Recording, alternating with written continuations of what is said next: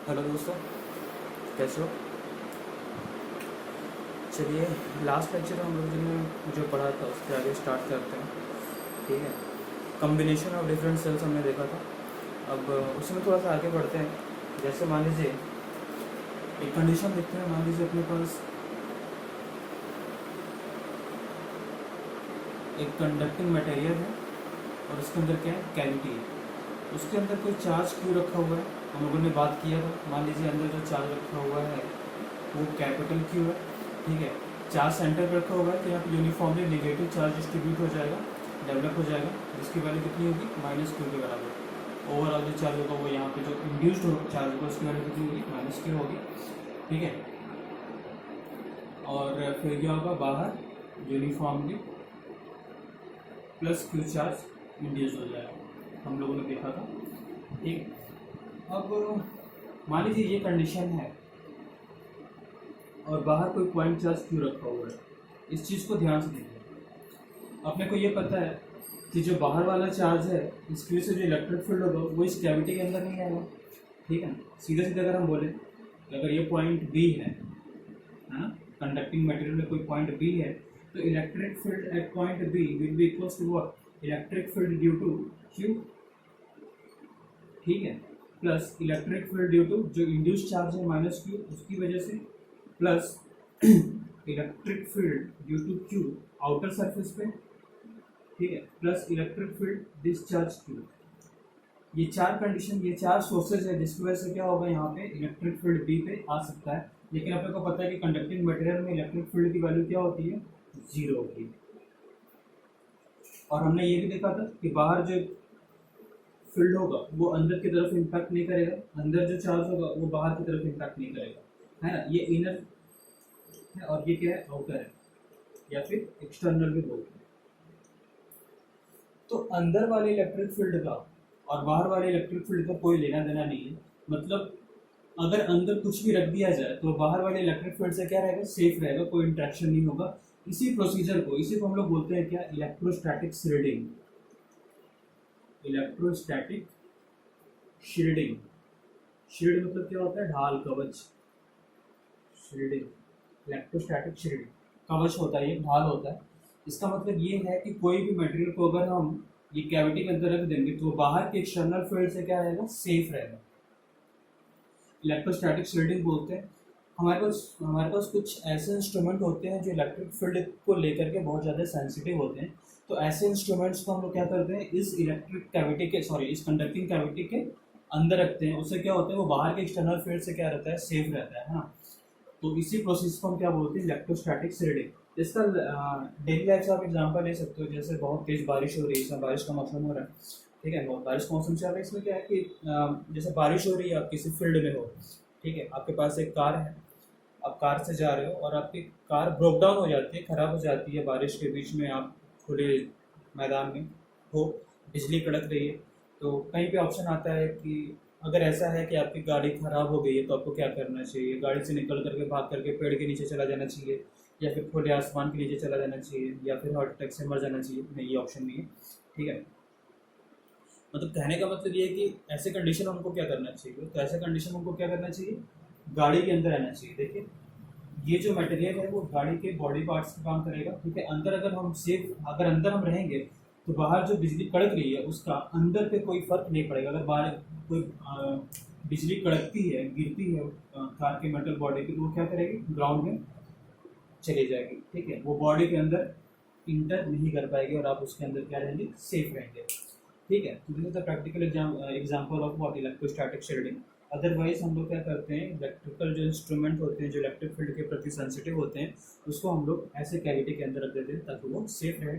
इसी को हम लोग बोलते हैं इलेक्ट्रोस्टैटिक शील्डिंग। आगे बात समझ में, नोट करिए। ओके, नेक्स्ट है आपका connection of two conducting materials. ठीक है, आइए समझते हैं इसको। मान लीजिए अपने पास एक कंडक्टिंग मटेरियल है, स्फेरिकल शेल है। ठीक है, इसका रेडियस मान लीजिए R1 है, इस पे चार्ज, इनिशियल चार्ज जो है वो Q1 है। ठीक है, और एक दूसरा कंडक्टिंग शेल है जिसका रेडियस R2 है, और इस पे चार्ज Q2। ऐसा कुछ कंडीशन दे रखा है और बोल रहा है कनेक्शन करना है अपने को, तो हम लोग क्या करते हैं कि इस कंडक्टिंग शेल को एक कंडक्टिंग वायर के थ्रू कनेक्ट करते हैं। जब ये कंडक्टिंग वायर है,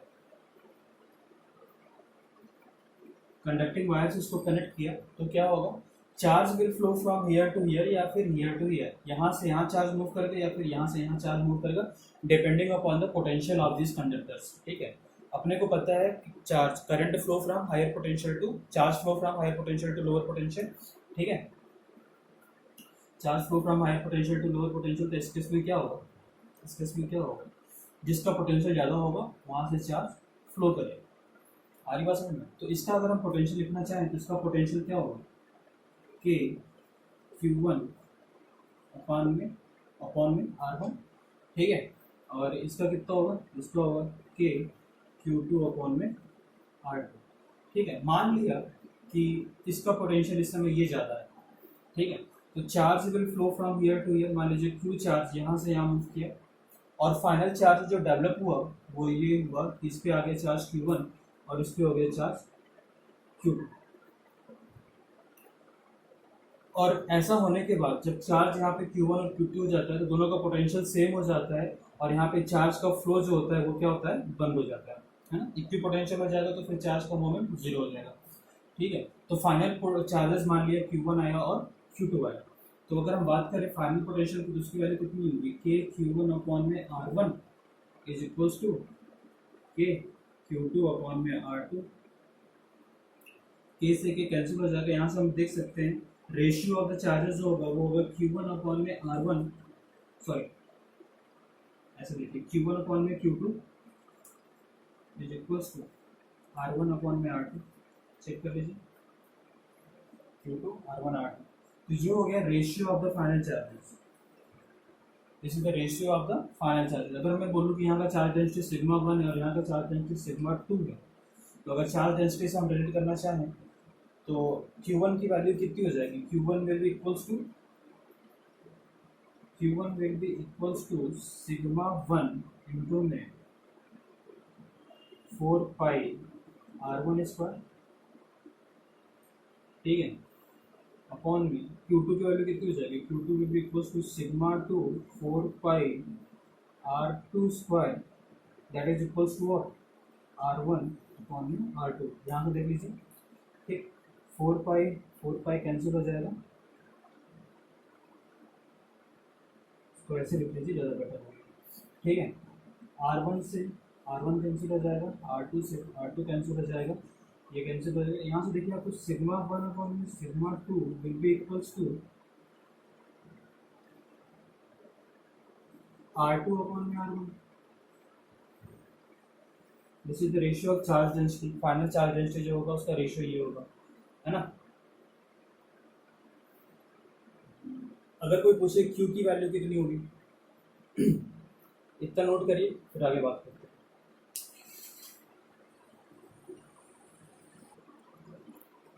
तो ये कंडीशन था अपने पास, ये रेशियो निकल के आता है Q1 अपॉन में Q2 equals to R1 upon में R2। ठीक है, अब देखिए क्या करते हैं, अपने को फाइंड करना है कि Q1 की वैल्यू कितनी है। तो देखिए एक इक्वेशन तो ये मिला, दूसरा क्या है, हम लोग लगा सकते हैं conservation of charge. Conservation of charge लगाएंगे तो क्या मिलेगा, इनिशियल चार्ज कितना था, Q1 plus Q2 will be equals to Q1 plus Q2। This is equation number 2। ठीक है, तो from 1 and 2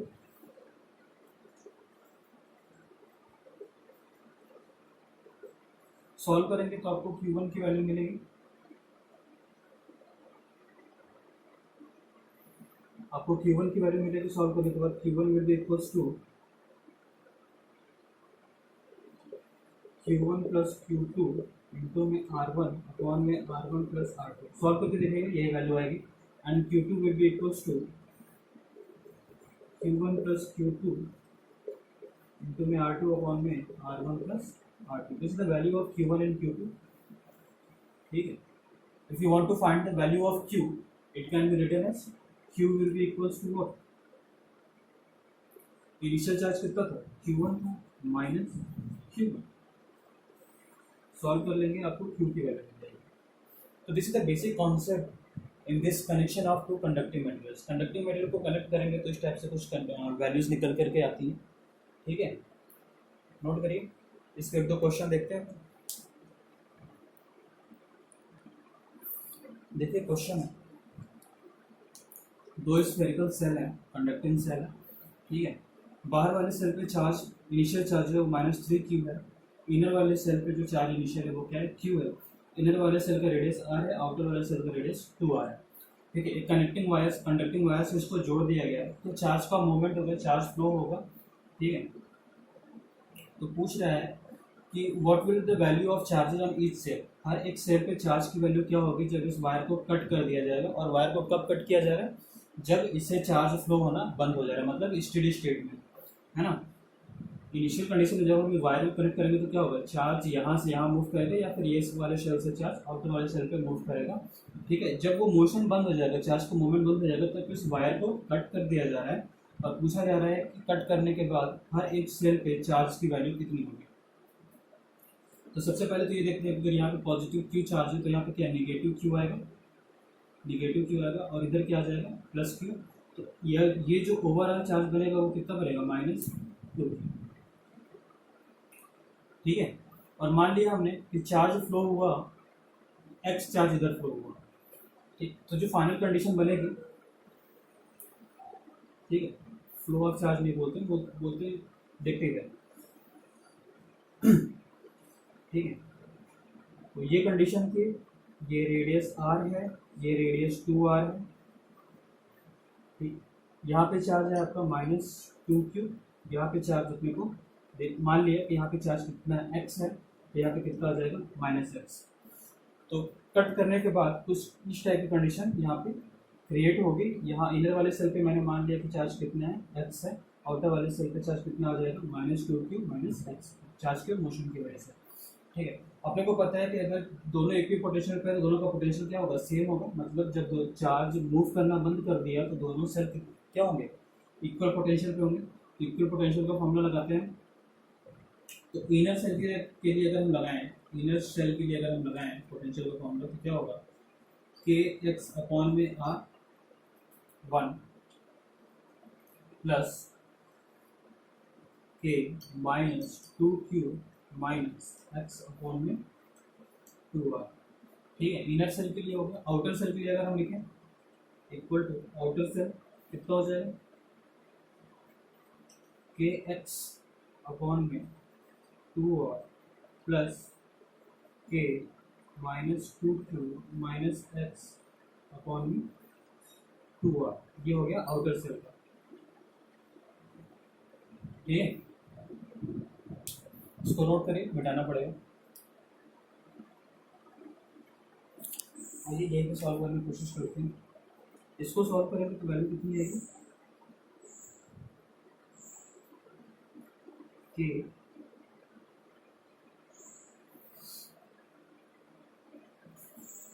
x -2Q upon में 2R, और इसको सॉल्व करेंगे तो वैल्यू आएगी -KQ/R, ठीक। यहाँ से R से R कैंसिल हो जाएगा, K से K कैंसिल हो जाएगा। इसको सॉल्व करेंगे तो वैल्यू देखिए कितनी आएगी, x -2Q is equals to -2Q।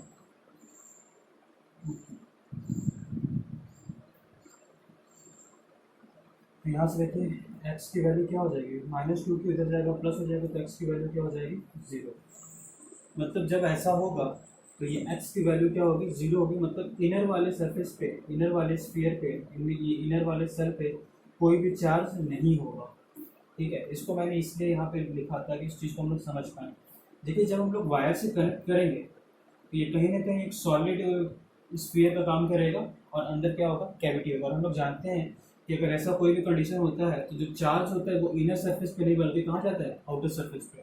तो इसलिए देखिए यहाँ पे x की वैल्यू क्या आ गई है, अपने आप 0 हो गई है ना। सॉल्व करके हमने देखा x की वैल्यू कितनी निकल गई है, 0 आई। इसका मतलब क्या है कि इनर वाले सरफेस पे तो कोई चार्ज होगा ही नहीं, क्योंकि यहाँ पे वायर लगा हुआ था, तो ये क्या होगा, एक इस टाइप का कैविटी का काम करेगा, कंडक्टिंग स्फीयर होगा, है ना। और अंदर क्या होगी, कैविटी होगी। और हम लोग जानते हैं, हम लोगों ने देखा था गॉस लॉ में कि अगर हम कोई भी चार्ज देंगे तो वो अंदर वाले सरफेस पे नहीं बल्कि कहाँ जाएगा, बाहर वाले सरफेस पे।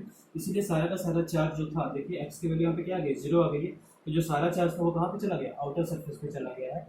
इसलिए जो फाइनल चार्ज होगा इनर सरफेस पे कितना होगा, 0 होगा, और आउटर सरफेस पे कितना होगा, -2।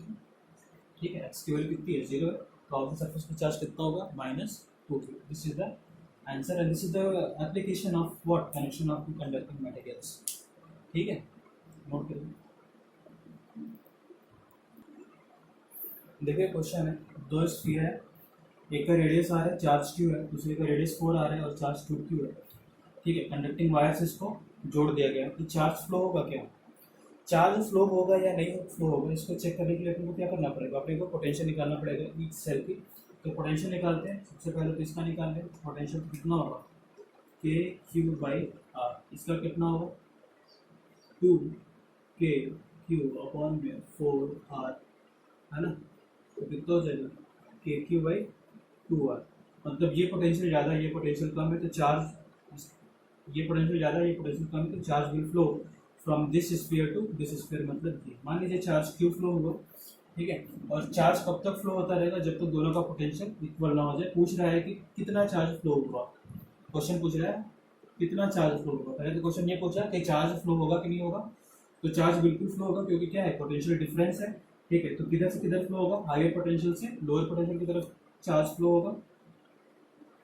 तो अगर चार्ज फ्लो हो रहा है तो कितना चार्ज फ्लो हो रहा है, ठीक है, कितना चार्ज फ्लो हो रहा है उसको चेक करने के लिए अपन इसको सॉल्व करेंगे। अगर चार्ज फ्लो होना बंद हो जाएगा तो क्या होगा, दोनों का पोटेंशियल इक्वल होगा। एक्चुअली दोनों ही स्फीयर का पोटेंशियल इक्वल होगा तो चार्ज फ्लो होना बंद होगा, है। Charge movement will depend on the potential. तो यहाँ का अगर पोटेंशियल हम देखें तो कितना हो जाएगा, K Q minus Q, Q charge बाहर निकल गया ना, तो K Q minus Q by R should be equals to what, के,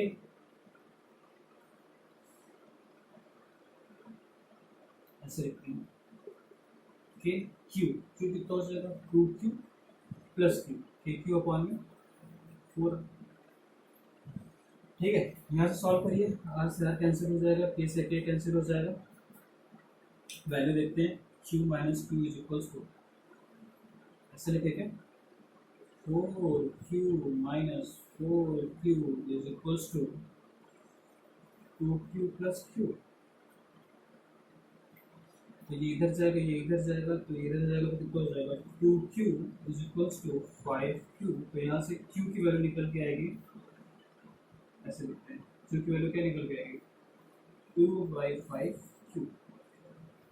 इतना चार्ज फ्लो होगा, जैसे ध्यान से आ रही बात समझ में, बहुत सिंपल है।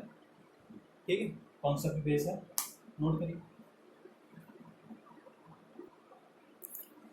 तो कहने का मतलब ये था कि अगर हम लोग कनेक्शन ऑफ द मटेरियल की बात करें, कंडक्टिंग मटेरियल कनेक्शन की बात करें, तो चार्ज का फ्लो होगा, बिल्कुल होगा। कब होगा, जब दोनों ही कंडक्टिंग मटेरियल में पोटेंशियल डिफरेंस होगा। और charge will flow from higher potential to lower potential, higher potential से लोअर पोटेंशियल की तरफ चार्ज का मूवमेंट होगा। कब तक होगा, जब तक दोनों ही कंडक्टिंग मटेरियल के पोटेंशियल इक्वल ना हो जाए। ठीक है, नेक्स्ट आता है आपका अर्थिंग।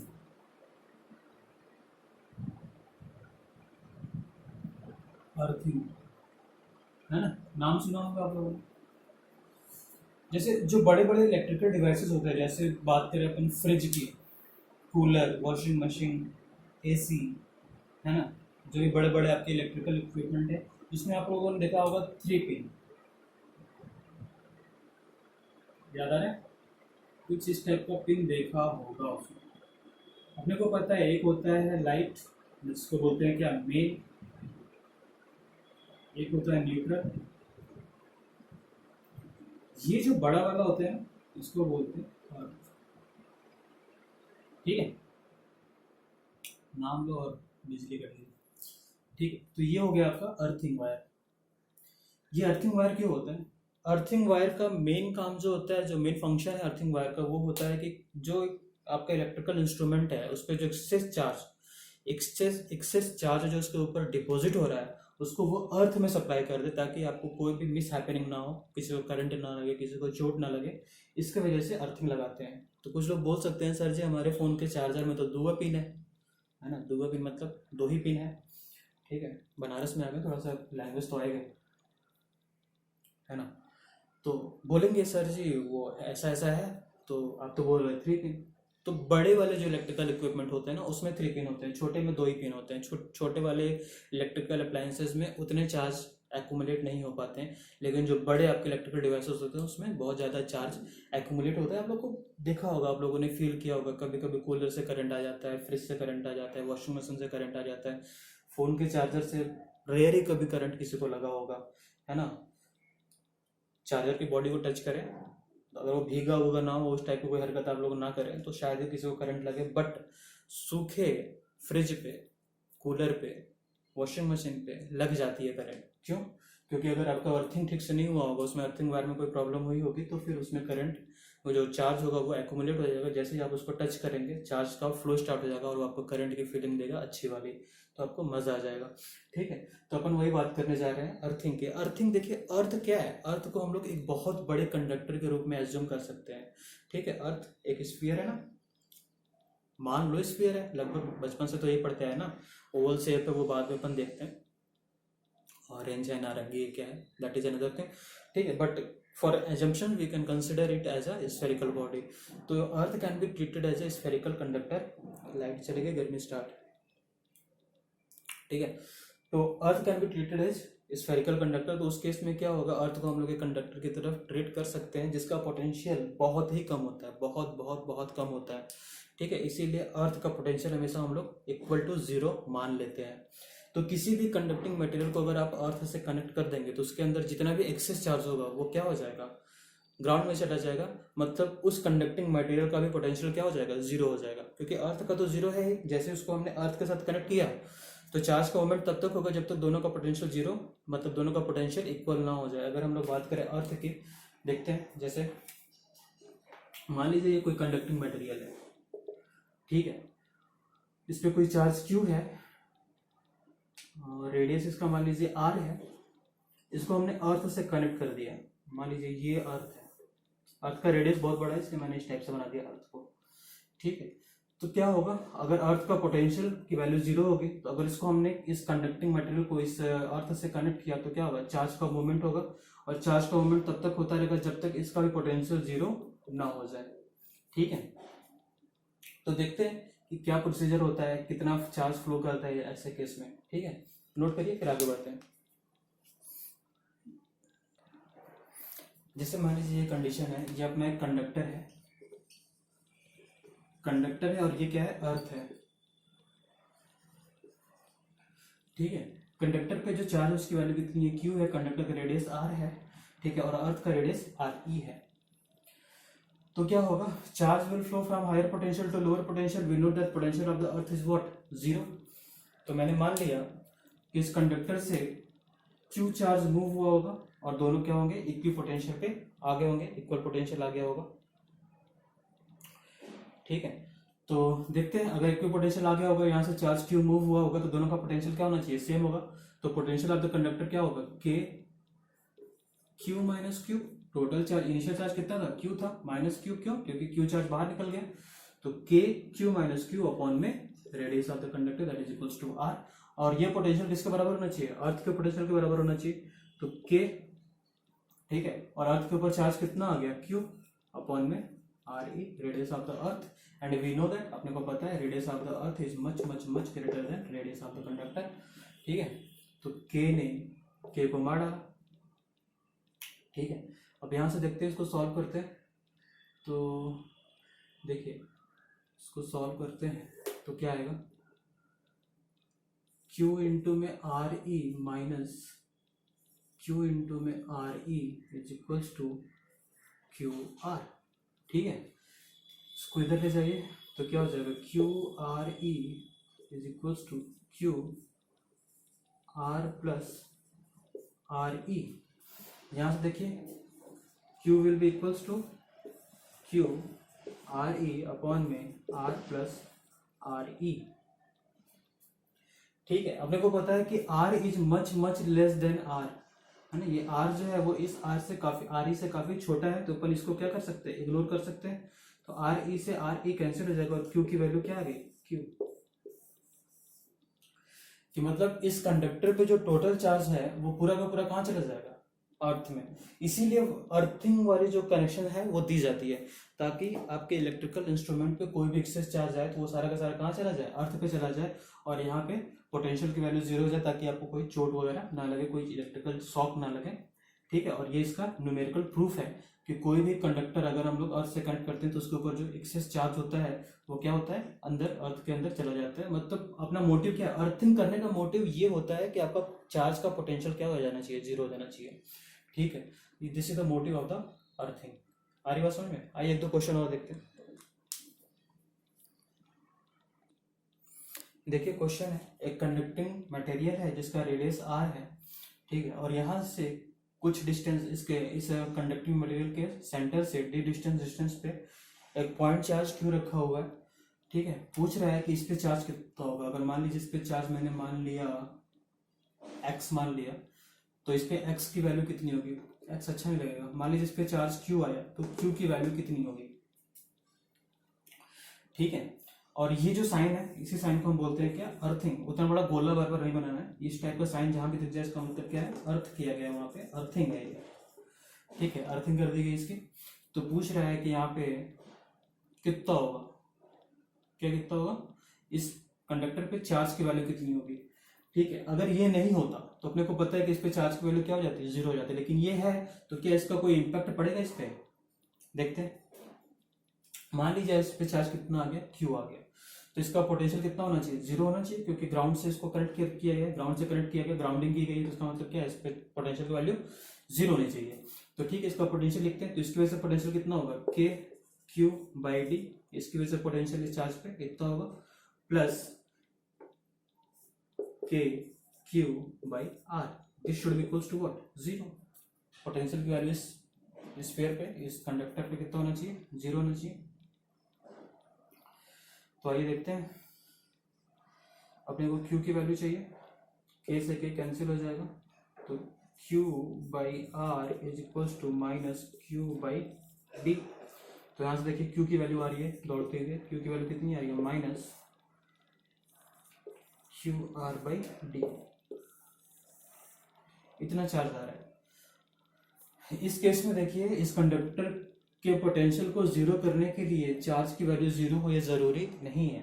ठीक है, चार्ज की वैल्यू इतनी आई, इतना नेगेटिव चार्ज इसके ऊपर डेवलप हो जाएगा इस पॉइंट चार्ज के आने की वजह से। ठीक है, कहने का मतलब ये है कि अगर आपका कंडक्टर या फिर कंडक्टिंग मटेरियल आइसोलेट सिस्टम होता है, आइसोलेट मतलब किसी और सिस्टम से ये अटैच नहीं होता, कोई दूसरा सिस्टम इसके पास नहीं रखा होता, या फिर किसी दूसरे सिस्टम के साथ ये कनेक्टेड नहीं होता, तो पोटेंशियल जीरो होने के लिए इसके ऊपर चार्ज की वैल्यू को भी जीरो होना चाहिए था। ठीक है, होता है, होना चाहिए था नहीं, बिल्कुल होता है। ठीक है, लेकिन अगर कोई चार्ज आ गया, कोई सिस्टम दूसरा सिस्टम आ गया, तो इसका पोटेंशियल जीरो हो, इसका पोटेंशियल जीरो होने के लिए इसके चार्ज की वैल्यू भी जीरो हो जाए, ये जरूरी नहीं है, वो डिपेंड करेगा इस दूसरे सिस्टम के ऊपर भी। आ रही बात समझ में? देखिए नोट करिए, देखिए क्वेश्चन है, स्फीयर है, स्फेरिकल सेल है, एक का रेडियस आर है और बाहर वाले का रेडियस टू आर है। मान लीजिए इसके सेंटर पे पॉइंट चार्ज क्यू रखा हुआ है। ठीक है, और ये वाला जो इधर वाला स्फीयर है इसको हमने ग्राउंडेड कर दिया है ना, अर्थ कर दिया इसका। ठीक है, और बाहर वाले पे चार्ज है 4Q। तो पूछ रहा है कि इस पे चार्ज कितना होगा, जो इनर सेल है इस पे चार्ज कितना आएगा। तो अपने को पता है कि जो इनर सेल है ना, इसका पोटेंशियल क्या होना चाहिए, जीरो होना चाहिए, क्योंकि इसको क्या किया है, ग्राउंड किया है। तो आइए लगाते हैं इसका पोटेंशियल का इक्वेशन। इसके ऊपर पोटेंशियल Q की वजह से कितना होगा, के क्यू बाई आर। ठीक है, इस पे मान लीजिए चार्ज Q डेवलप हो गया, तो plus K Q by are, plus इसकी वजह से कितना हो जाएगा, K 4Q by 2R, that should be equals to what, zero. ठीक है, सॉल्व करते हैं इसको, के कैंसिल हो जाएगा, आर कैंसिल हो जाएगा, तो वैल्यू क्या आएगी, Q प्लस 2 का कैंसिल हो जाएगा, आर कैंसिल होगा, 2Q is equals to what, zero. तो क्यू की वैल्यू कितनी हो जाएगी, -3 दैट्स इट। आ रही बात समझ में, नोट करिए।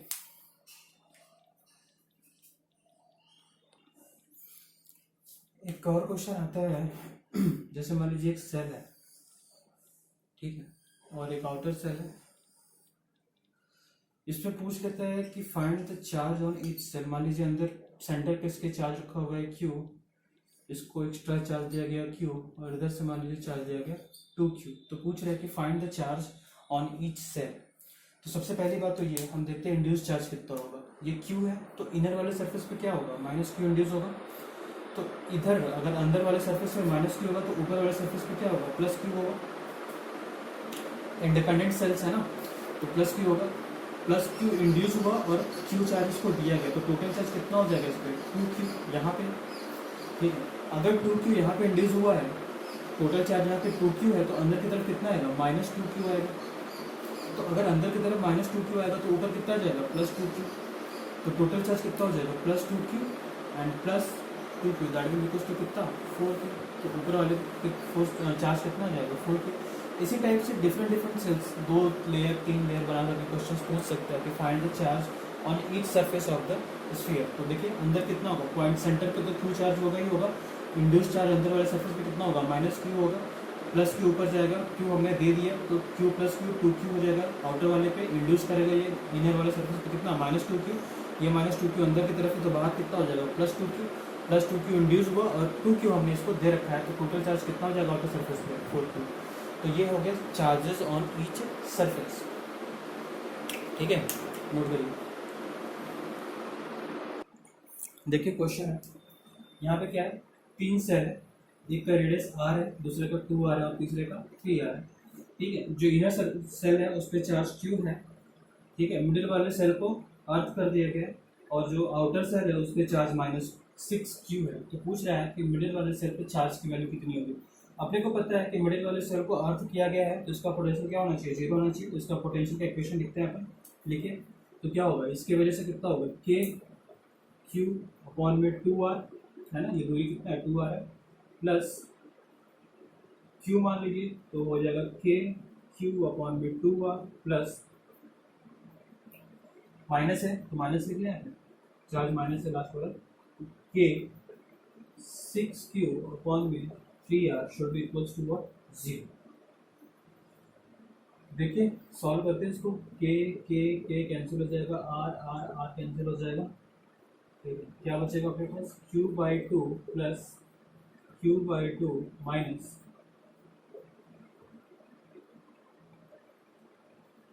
2Q should be equals to what, 0, ठीक है। 2 से मल्टीप्लाई कर देते हैं तो Q plus Q minus 4Q will be equals to 0। तो यहाँ से देखिए Q की वैल्यू क्या निकल के आती है, 3Q, दैट्स इट, ठीक है।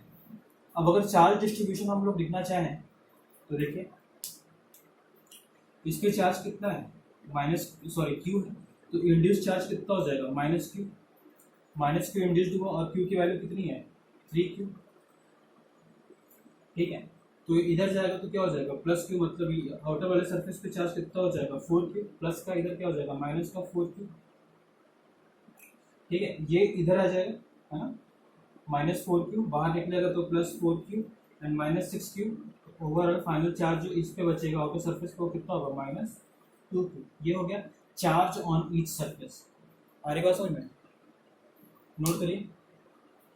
तो आज के लिए इतना काफ़ी होगा, ठीक है। नेक्स्ट लेक्चर में हम लोग पढ़ेंगे एनर्जी ऑफ द सिस्टम, ठीक है। इसी तरीके से अगर सेल्स रखे होंगे तो उसके अपना internal energy, internal potential energy, interaction energy कितना होगा उसके बारे में बात करेंगे, और थोड़ी बहुत बात करेंगे अपन प्लेट्स के बारे में, ठीक है। उसके बाद ये चैप्टर कंप्लीट हो जाएगा। तो एक लेक्चर आई थिंक और होना चाहिए इस पर, ठीक है। इसको देखिए, समझिए, और कोई प्रॉब्लम होगा तो बताइए मुझे, ठीक है। Take care, have a good day, bye bye.